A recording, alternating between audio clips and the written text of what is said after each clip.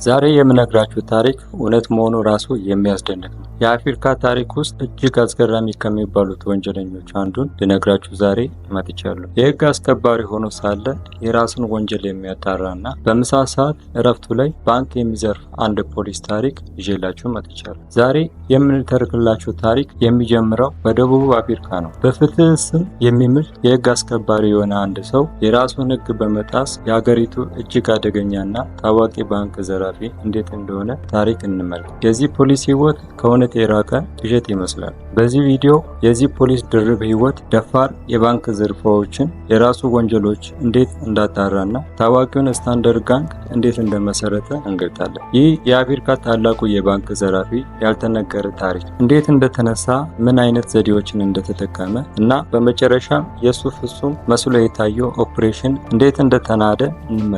አንድሬ ስታንደር ይባላል። አንድሬ በ1970ዎቹ መጨረሻና በ1980ዎቹ መጀመሪያ ላይ በደቡብ አፍሪካ ጆሃንስበርግ ውስጥ ፖሊስ ሆኖ ይሰራ ነበር። እሱ ብልህ፣ መልከ መልካም እና ደፋር ሰው ነበር። በፖሊስ ስራው ጥሩ ስም የነበረው ሲሆን በባልደረቦቹ ዘንድም የተከበረ ነበር። ማንም ሰው በሌላ በኩል ጨካኝ ባንክ ዘራፊ ሊሆን ይችላል ብሎ አልገመተም። አንድሬ ስታንደር በፖሊስ ስራው መጀመሪያ ላይ ለሙያው ታማኝ ነበር። ነገር ግን ከጊዜ በኋላ በስራው ውስጥ ስጭትና ተስፋ መቁረጥ ያድርበታል። በደቡብ አፍሪካ የነበረው የአፓርታይድ ስርዓት፣ የፖሊስ ሙስናና የግል ህይወቱ ችግሮች አንድሬ ስታንደርን ወደ ሌላ አቅጣጫ እንዲሄድ አደረጉ። እሱ የመረጠው መንገድ ግን እጅግ አደገኛ ነበር። አንድሬ ስታንደር የመጀመሪያውን የባንክ ዝርፊያ የፈጸመው በ1977 ዓ.ም ነበር። ዝርፊያውን የፈጸመው በምሳ ሰዓት እረፍቱ ላይ ነበር። የፖሊስ ዩኒፎርምን ለብሶ ባንክ ውስጥ ገብቶ ሽጉጡን በማውጣት ገንዘብ እንዲሰጡ ታዘዘ። ማንም ሰው ፖሊስ ባንክ ይዘርፋል ብሎ ስላልጠበቀ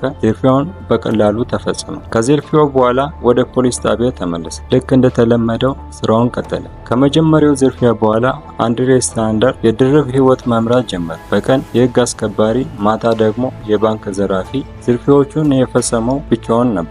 ፊቱን ይደብቃል፣ ድምፁን ይለውጣል። እሱ በሚሰራው ወንጀል ራሱን ለማይጠረጠርበት ሁኔታ ያመቻቻል። የአንድሬ ስታንደር ፕላት እጅግ አስገራሚ ነበር። እሱ ባንኮችን ከዘረፈ በኋላ ራሱ የራሱን ወንጀል ምርመራ እንዲመራ ተደረገ። ከወንጀል ስፍራው ማስረጃዎችን ይሰበስባል፣ የአይን ምስክሮችን ይጠይቃል፣ የራሱን ፍንጮች በመደበቅ የሌሎች ተጠርጣሪዎችን ስም ይጥላል። ይህ ደግሞ በፖሊስ ምርመራ ላይ ከፍተኛ ችግር ፈጠረ። ፖሊስ የራሱ የፖሊስ መኮንን ዘራፊ እንደሆነ ፈጽሞ አልገመተም። ከዚህ በኋላ አንድሬ ስታንደር ብቻውን መስራት ሰለቸው። በ1980ዎቹ መጀመሪያ ላይ ከሁለት ሌሎች እስረኞች ጋር በመተባበር ታዋቂውን ስታንዳርድ ጋንግ የተባለ የወንበዴ ቡድን መሰረተ። እነዚህ ሁለት ሰዎች አላን ሄልማን እና ሊ ማክ ካርተር ይባላሉ። ሶስቱም በባንክ ዝርፊያ ከፍተኛ ልምድ የነበራቸው ነበሩ። የስታንዳርድ ጋንግ ዝርፊያዎችን አጠናከረ። አሁን ደግሞ ይበልጥ ደፋርና ጨካኝ ሆነ። በአጭር ጊዜ ውስጥ ከ20 በላይ ባንኮችን ዘረፉ። ዝርፊያዎቹን የሚፈጽሙት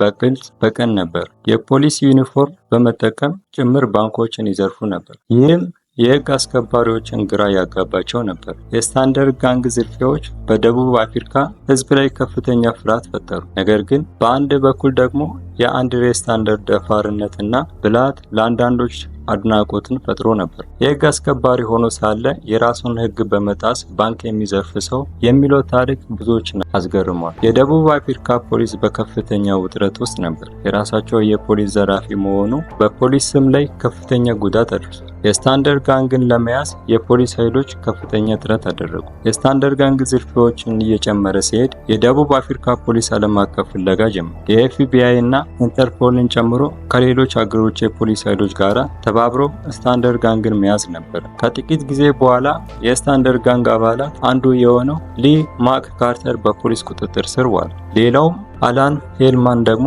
በድጋሚ ተያዘ። አሁን አንድሬ ስታንደር ብቻውን ቀረ። አንድሬ ስታንደር በ1984 ዓ.ም ከደቡብ አፍሪካ አምልጦ ወደ አሜሪካ ሄደ። በፍሎሪዳ ውስጥ ተደበቀ። እዚያም የራሱን ህይወት ለመኖር ሞከረ። ነገር ግን የአሜሪካ ፖሊስ አንድሬ ስታንደር በፍሎሪዳ ውስጥ እንደተደበቀ መረጃ ያገኘ። ወዲያውኑ ፍለጋ ጀመሩ። አንድሬ ስታንደር ደግሞ በአሜሪካ ውስጥ የባንክ ዘራፊነት ስራውን ለመቀጠል ሞክሮ ነበር። በየካቲት 1984 ዓ.ም አንድሬ ስታንደር በፍሎሪዳ ፎርት ላውደርዴል ውስጥ በፖሊስ ተከበበ። እሱ ለማምለጥ ቢሞክርም በፖሊስ በጥይት ተመቶ ሞተ። የ40 ዓመቱ አንድሬ ስታንደር ሕይወቱ በድንገት አበቃ። የአንድሬ ስታንደር ታሪክ አሁንም ድረስ ብዙ ያልተፈቱ ጥያቄዎችን ይዟል። ለምን ከፖሊስነት ወደ ወንጀለኝነት እንደተለወጠ፣ የዘረፈው ገንዘብ ወዴት እንደገባ፣ እነዚህ ጥያቄዎች አሁንም ድረስ መልስ አላገኙም። የስታንደር ጋንግ ታሪክ በደቡብ አፍሪካ ታሪክ ውስጥ የማይረሳ ክስተት ሆኖ ይቀጥላል። የአንድሬ ስታንደር ድፍረት፣ ብልሃትና የህይወት ውድቀት ለብዙዎች ትምህርት ሆኖ ያገለግላል። ታሪኩ በፊልምና በመጽሐፍትም ተዘግቧል። የዛሬው እውነተኛ ታሪክ ይህንን ይመስላል። የህግ አስከባሪ ሆኖ ሳለ የራሱን ህግ በመጣስ የአፍሪካ ታላቁ የባንክ ዘራፊ የነበረው የአንድሬ ስታንደር ታሪክ የህግ አስከባሪውና የወንጀለኛው ድርብ ህይወት ምን ያህል አስገራሚ ሊሆን እንደሚችል ያሳያል። እናንተ ምን ትላላችሁ? አስተያየታችሁን ኮሜንት ላይ ጻፉልኝ። ይህን መሰል አስደናቂ ታሪካችን ለማግኘት ደግሞ ቻናላችንን ሰብስክራይብ ማድረግ እንዳትረሱ። ከሚቀጥለው ጊዜ እስክንገናኝ ደህና ሁኑ።